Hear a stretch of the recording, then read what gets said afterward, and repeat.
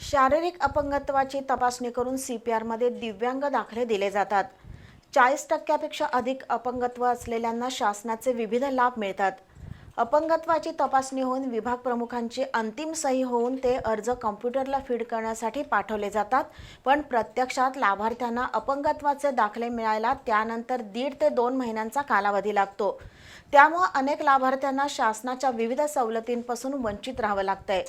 दिव्यांग दाखले वेळेवर मिळण्यासाठी शासकीय वैद्यकीय महाविद्यालयाच्या अधिष्ठातांनी लक्ष घालण्याची गरज आहे. शारीरिक अपंगत्व असलेल्या व्यक्तींना शासकीय योजनांचा लाभ मिळण्यासाठी शासकीय रुग्णालयातून युनिक दिव्यांग ओळखपत्र मिळवावं लागतं. केंद्र शासनाच्या UDID पोर्टलवर ऑनलाईन नोंदणी केल्यावर तपासणीची तारीख मिळते. त्या दिवशी दिव्यांगांना उपस्थित राहावं लागतं. कोल्हापूर जिल्ह्यातील दिव्यांगांना CPR अर्थात शासकीय वैद्यकीय महाविद्यालयातून तपासणी करून अपंगत्वाचे दाखले दिले जातात. तपासणीनंतर संबंधित डॉक्टरांकडे अहवाल पाठवला जातो. त्यासाठी महिन्याभराचा कालावधी लागतो. त्यानंतर कॉम्प्युटरवर माहिती फीड होऊन प्रत्यक्षात दाखले मिळायला पुन्हा महिन्याभराचा कालावधी जातो. त्यामुळे अनेक दिव्यांग व्यक्तींना विविध शासकीय योजनांपासून वंचित राहावं लागतंय.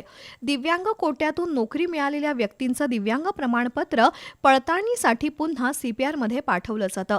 पण पडताळणी होऊन दाखले मिळायलाही 1.5-2 महिन्याचा कालावधी जातो. शिवाय रेल्वे, ST तसंच सिटी बसच्या सवलतीच्या पाससाठी सुद्धा दिव्यांग दाखला आवश्यक असतो.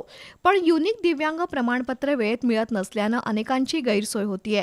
दिव्यांगांना शासनाकडून दरमहा पेन्शन मिळते, पण त्याच्या नोंदणीसाठी युनिक दिव्यांग प्रमाणपत्र वेळेवर मिळत नाही. परिणामी अनेक लाभार्थ्यांना पेन्शनपासून वंचित राहावं लागतंय.